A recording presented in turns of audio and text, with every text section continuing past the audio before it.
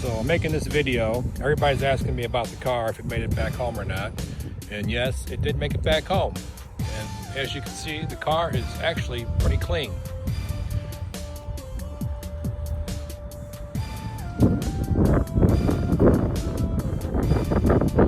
You notice the interior of the car is super clean. I mean, this probably was never sat in back here by anybody. It looks like it's brand new in the back. Floorboards almost perfect. Headliner pretty good, nothing wrong with that either.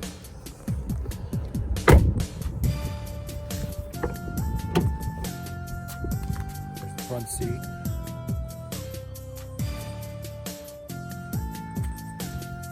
And the mileage started out at 129,271, ended up at 129,855, 584 miles. Probably didn't spend more than $30 in gas, if that. But yeah, the car is super clean. I made it home.